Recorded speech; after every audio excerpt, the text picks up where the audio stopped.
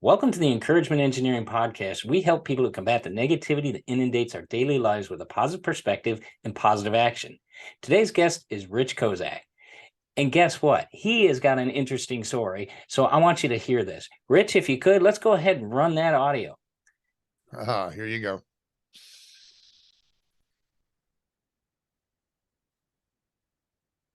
Often branding is looked at as the opposite of authenticity. Well, it's great. What you need is a brand, that we can slap on you and you have to become it. It comes from inside when you really want to touch others' lives, and it gives the individual access to their own authenticity. My name is Rich Kozak. I'm the founder and CEO of RichBrands, and impact-driven publishing company. And for a lot of years, I've been defining and languaging brands and launching them. For most of those years, like decades, I did it with large companies. Today, for the last 7 years, and it will be a lot more years, I work with individuals who want to touch other people's lives through what they do. So we create a brand for them from inside them, so it helps them access their own authenticity. Professionally, I'd done it with big companies for years, but I reached a point where I resigned that career and said, I don't do branding anymore. Now, I loved it, and I would say I was addicted to it. I was doing all-nighters when I was 50 years old. And I literally looked in a mirror and said, you might not be around much longer if you keep going. So maybe it's time to reshape your life. And I changed my prayer. Lord, I'm going to resign this addictive career to reshape my life. Show me what you want me to do. I'm ready. And I started listening, and years later, people started asking me to help them with their individual brands. And I said, I don't do that anymore. And they said, that's not true. You never stopped. You just don't charge for it. Everybody uses your stuff. You're brilliant. And I'm like, oh, yeah. And I want to pay you money. But it was the moment in the choir loft during a church service, it came to me that what I'm doing now with individuals, helping them pull from their heart the vision of themselves impacting others or the world when they thrive at what they do, that it's God who put those desires in their heart and that this is God's work. And now, it feels like love. It doesn't feel like work. And that's how I know it's exactly what I'm supposed to be doing. We give people the clarity for their brand vision. It's their vision. We give them clarity and language that aligns everything they say and do. And they race to their impact, and they get to the money faster too. Well, we have a couple of things we love to just hand to people who hear this and it resonates with them. So email me directly, rich@richbrands.org, and just say blueprint, and I will send you a copy of your impact-driven branding blueprint. I also offer a series of short videos at a link called thebrandyouvillbecome.com. You download 8 videos, it's 18 minutes total, answering frequently asked questions. And if you email me and say, hey, let's jump on a Zoom call, I'll jump on a Zoom call with you.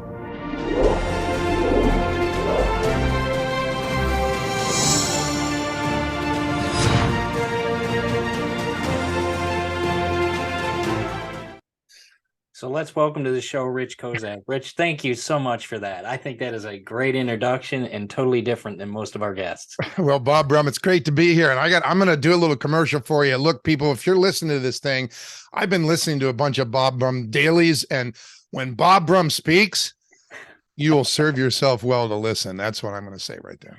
Thank you so much for that, Rich. I really appreciate it. Well, tell us, the video says some things about you, but tell us a little more. How did you get to this? Obviously you went through your career and got to a point where it's like, wait a second, I need to listen to a better source here. So if you can, tell us a little bit, how you got to where you are. Well, there's two things. There's the professional career track, and then there's the faith. The faith is a legacy that came through my family. So the legacy of Christianity goes back generations in my family.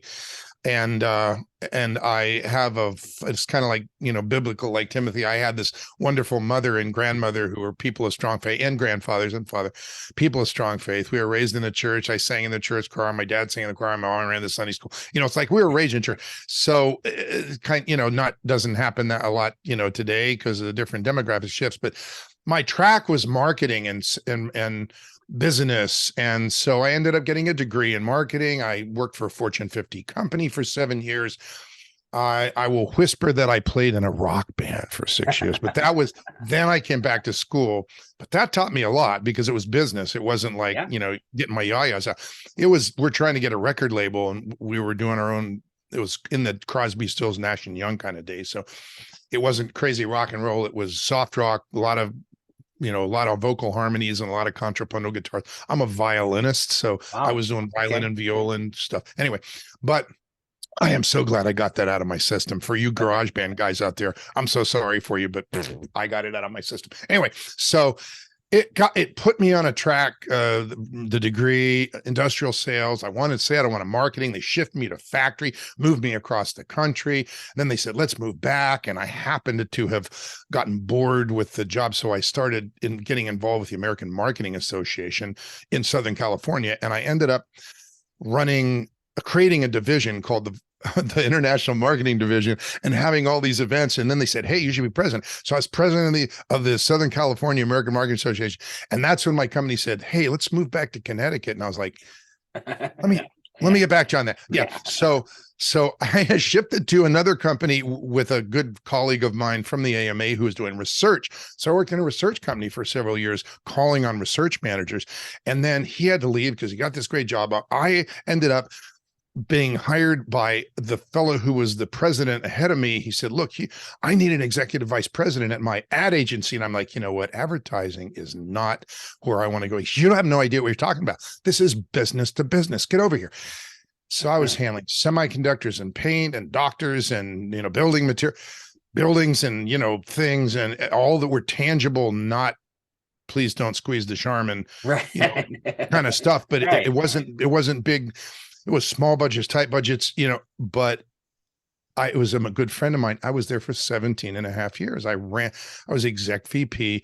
We joined an international partnership called BBN, where I got certified as a branding consultant. I sat on global brand teams. Wow. It was, I would say, was idyllic. I mean, for me, it was easy to become addicted to it because I was already addicted to the high pitch whine. It's kind of a different language every minute. You pick up a phone, it's a different industry. For me, that was like, wow, And so here I am, 50 years old with a $14 billion company client, and I'm there all night. Nobody else is there. I'm there all night getting ready for the things the next day, drive home, take a shower, drive. It's like something is wrong with this picture. So I looked in the mirror and so like, this isn't going to last much longer if you don't fix this. Yeah. So I changed my prayer, Lord, I'm going to resign this. Obviously I'm out of control. So I'm going to resign this addictive career and get control. I'm going to reshape my life. So I'm listening. Show me what you want me to do. I'm ready. So since that day, I've been in show me mode. Right. I prayed that prayer for about 6 months while I put it together, made a date with my the date of departure and all that kind of stuff. But once I left, I got quickly into real estate and some other things because I'm not an idle person. My mother from the South, she would say, well, Richard, you've always been busy. Okay, that I asked her, Mom, did I ever sit around? She goes, well, darling, Anyway, so, I was into real estate and I started doing it because I didn't want to lose. This was 50 years old. So it's in the middle of my earning years, even though I'd packed a bunch of money away enough to make my wife say, well, take some time. God bless her. By the way, I've been married for 46 years and 51 Valentine's days. Wow. With my beautiful wife, Denise. What a God blessing. I think it's one of the reasons I feel like I'm absolutely the luckiest man in the world. That, and I know my journey prepared me perfectly, even though I tried to quit. I don't do that anymore. Yeah, I tried to quit. I'm back, but it's not about branding. It is branding. It's just not about branding. It's about using what my journey has trained me to do to lift people up who really are determined to impact other people's lives with what they do, Right. and give them unique language and put them on a course, because 4 things make a brand come alive, and we just design them in. I teach branding. Most people don't teach it. They sell it, or they Right. use the word to trick you into buying their marketing service. I teach it. And so I just did I've got my 54th 1-day intensive workshop in February. Right. Like, that's a Wow. lot. Okay. Yeah. And that's just in the last 7 years. I mean, Wow. so I Wow. have Okay. 18 events a year. So people that really kind of reset their how they think about what it means to define in language the brand that is that is them, their personal brand or their business brand. They created something, but they're themselves. So they're a brand too. How to even think about that. And if they're ready to go to another level, they don't know how to do that. Well, I They're think that's, stuck. They're yeah, that's, I think intimidated, or they're angry, or they're frustrated, and they don't know who can listen with ears that understand their heart. And they find me somehow. My prayer is, Lord, every morning, Lord, it's like the prayer of Jabez, only it's a branding guy's prayer. It's put in front of me those people whose lives or businesses you want me to touch with this gift. Because I yeah. used to think it was me. It's a gift. It flows. It's through me. It's me. And give me the eyes and ears and the wisdom to know who they are. So who finds me? It's not even up to me. Wow.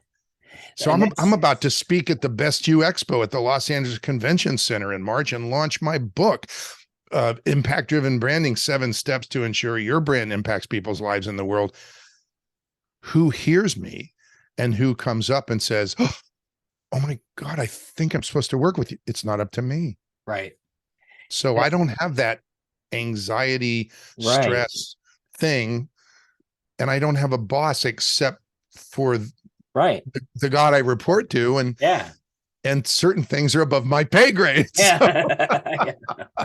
I'm a very blessed man. And it feel when I work, and I spend a lot of hours at it. I don't like to use the word work because it doesn't feel like work. It feels like love. And, And that's, I think, a key point, if we can focus on that for a second, that love that you put into it, because I mean, right behind you, it says impact driven. That's, I think, key, is that love is what gives the impact. It gives that passion, that creativity. It gives that full meaning of people. How do you help them to focus in on that? Because I think that's where, when people think, yeah, branding, I think they confuse the two, branding and marketing. How do you help them to focus in to make that impact? I'm going to answer your question, and then I'm going to define branding and marketing with one Great. word so that it's really clear to people. So here goes. How do we help people focus in on that? And for anyone listening, what this means is you can, and I mean you're capable of, and we'll wave the wand of empowerment over your head. Close your eyes and do this yourself. You close your eyes and you imagine yourself thriving at what you get to do. So if you have a system or a process, or you're a coach, or you're an expert, or you build teams, or you put software together, or whatever you do, imagine it thriving and ask yourself, what are you doing? And write those things down. And I mean doing, not thinking. What are you doing? Are you talking? Are you writing? You write books? Do you teach? Do you lead teams? What are you doing when you're thriving? Now, that done, ask yourself, when you're thriving, and I mean you're thriving, your business is thriving, maybe half the year you're in mission, whatever it looks like when you're thriving, what are you doing? Write all those down. In the business, outside the business, that's fine. Whom? And I mean, I'm asking your heart. I am not asking your head. And keep your eyes closed. Whom? And my mom was an English teacher, so be careful. Whom do you clearly see in your mind's eye? Ask your heart for one at a time. Don't get a flood of, doctors, lawyers, Indian. No. Just one at a time. Whom do you clearly see in your mind's eye impacting when you're thriving? And if that single mom with a special needs child comes into mind, if that couple that's just about to retire comes in mind, if somebody that's never bought a car before and there's somebody that came from another land, I don't care who it is for you, somebody that doesn't know how to read, somebody that is extremely bright and is unchanneled and needs help because they're bipolar. I don't care. I've probably dealt with them all, by the way, but you write down one Right. and explain it. They have a lot of education, but they're stuck making their business success. Whatever it is, you write it down and write down the highest level impacts you clearly see having on them when you're thriving. So if you teach them to rethink how they see themselves, that's a kind of an early impact, but there's not a lot of action there, but the impacts come in levels. So just keep writing them down. You teach them a new skill. They practice the skill for 30 days. They get good at it. They share the skill with others. They become abundant. They return the abundance to the community. Take it to the highest level under each of the who's you write down. And you don't need a bunch. You maybe have 3, 4. Yeah, maybe you have 6, 7. It doesn't matter. There's no magic. Just ask your heart. Is there another one that I really know and I really want to help? The ones your heart gives you are not just the ones you know you can help and you can see it. They're the ones you really want to help. Right. Maybe it's the same person that you were before you got transformed. Yeah. Because that happens a lot. We teach what we need. So you do that. That's step 1 and 2 of the 7 steps. And I am here to tell you, and I will promise you, because it always happens, it is a process after that, and it's simply steps to define the brand and language, the brand you must become to make those impacts. You need to get credit for certain characteristics to make those impacts. You need to get credit for certain expertises, but you get to decide how to say those expertises so they're unique. And when you get a little help, it takes it to another level. You see, unique, consistent language that transfers energy is one of those things that powerfully makes a brand come alive, because otherwise brands fall flat. And you will fall flat unless you have consistent language that transfers energy. Once you're inconsistent, now you're confusing, you're stuck. Now you got confusion and misinformation and you're going too slow and the path, it's like, so we do this half day every month. The next one's actually, what is today? Wednesday? Tomorrow. It's tomorrow. Okay. Tomorrow we do half day. And, and by the time you hear this, it won't be tomorrow. It'll be, whatever. But every month it's called Branding You with Impact. And it's a half day. It's like, 4 hours, and it will reset the way you think about the brand you are, the brand you will become, branding period, branding you. It shows you and talks about what does it mean to define and language a brand, and what happens when you do, and what happens when you don't. And you'll sit there with others saying, I never really thought about branding like this before. I always thought branding was kind of like airy fairy. You need a guru and it's all creative.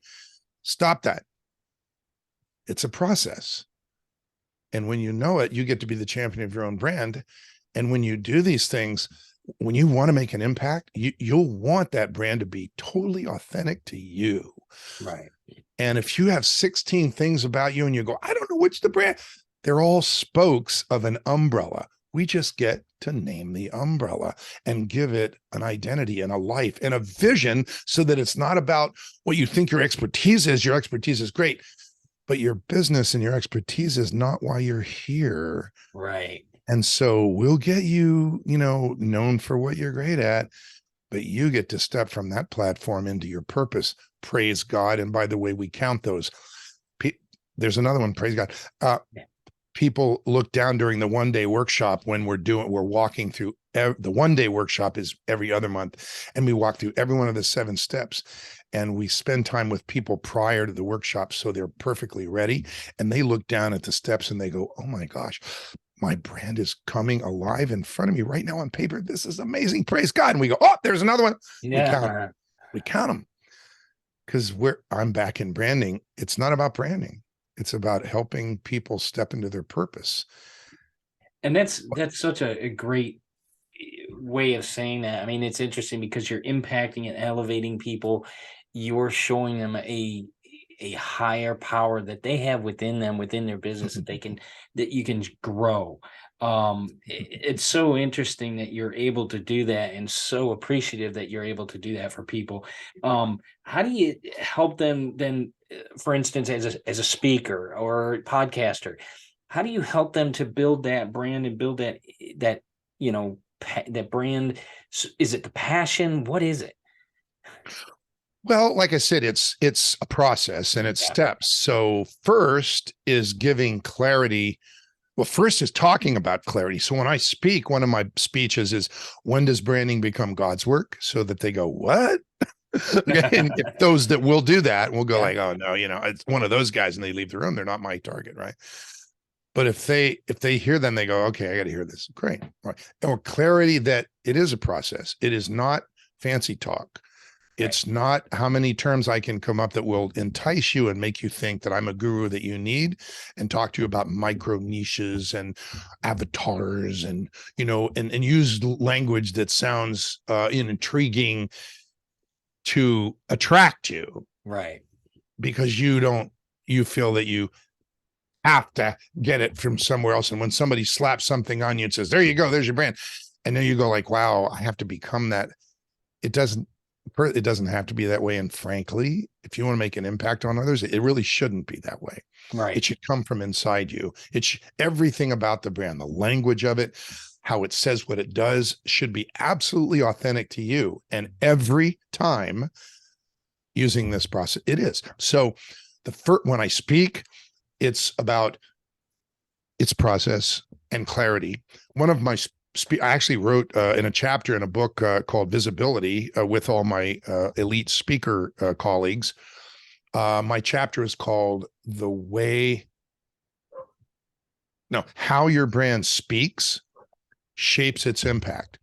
And speaks means shows up. So it does mean the words that come out of your mouth, but it also means how you look, Right. energy, the way the brand lays on paper, what's on the homepage above the fold, what's on your Facebook. So if you are if you have a process that helps people relieve the pain of their past, and I will be vague, and you go on Facebook with your cute little new dog and you go, oh, here's my cute little new dog. What does that have to do with what you do? Right. Right. Unless Keep there's yeah. people don't get that. And Yeah. they think, well, I Well, need just watch content. Super Bowl ads. And I they need never content, connect. Yeah. and it's not about it. Look, we have a process that when people actually say, look, how fast can we do this? We actually have a 8-week, 7 days over 8 weeks. It's a 3 days, a month break, 2 days, a month break, 2 days, graduation. And graduation, the brand is totally language, totally unique to you. You have titles and subtitles of content that will last you for years. Wow. And it's all in the language of the brand. It's all congruent with you. Are you kidding? Yeah, no, I'm not kidding. And that's called Brand Accelerator Group. Usually people don't go jump right in there because they don't even know who I am. But when they come to that half day and they go, oh, I think I'm gonna come to the full day workshop. And then they sit in the workshop and they go, wow, this is amazing. These steps. And they go, okay, how quick can we do this? And I do it 4 times a year. Right. Wow. It's like, seriously. And but then what? Well, part of that process, we say, look, in order for your brand to come alive and launch, what do you need? And, you need logos. You need to have some podcast. I'm about to launch a podcast called the Impact Brand Doctor podcast. Great. The Impact Brand Doctor podcast with Rich Kozak. And I already have 24 episodes recorded, and I'm about to record 12 more, but I want 3 quarters so that we can knock the year out. And to answer your question, one of the ways I give clarity is in those podcasts or in speeches, in chapters of the book. I cite, because I'm 2 things. I'm an empath, I'm a heart connector, but I'm also a deeply strategic marketer, brander guy. Mm-hmm. Okay. So I'm thinking execution all the time. Right. And I don't mean shoot the wounded. I mean, like, you have a plan, you got to execute the plan. Yeah. The brand's got to come alive. You can't just put the binder on the shelf and go, well, I defined my brand. No, can't do that. I won't let you do that. God, I'm not wasting my life. Okay. Yeah. So we have things called rich strategy nuggets. And what happens in the podcast or in my presentation or in my book says, I'm going to tell you a story about this particular step and how it helped this. So I tell a story and I say, so here is the rich strategy nugget. For example, use your number one message hierarchy message to overcome your number one barrier. Write that down. And then I encourage people to follow the podcast, to go to the other episodes and listen to those rich strategy nuggets. We do 2 in each, and the action items that they can write down and do right now. Yeah. So it helps with clarity because people will say, well, what do I do? Okay. So you asked me first and I said, close your eyes, and, we get to the do part quickly. And it's just a process. So people don't get lost. Good. We have a checklist that shows them where they are. But 30%, we're trying to get to 100% within the next, before we meet again. They always know where they are. It's not well, they're doing a new brand for me. And no. Great. Well, Rich, hey, we're running low on time, but I want to make sure, where can people get a hold of you so they can find out more about you? I know it's in the beginning, but let's tell them again where they can find you. I've never done this before in a podcast, but I really like you and I really like what you stand for. And so here goes. Get on my calendar. You can get 30 minutes on my calendar and I don't charge for it. You better get it before I decide to start charging for it. But I'm not kidding. Guys like me should be on a boat or a yacht or a beach, but not doing branding at my age. And I won't tell you my age. So just go to calendly.com/RichBrands. That's it. Go to my Calendly calendar. So if you don't know what Calendly is, it's CALEND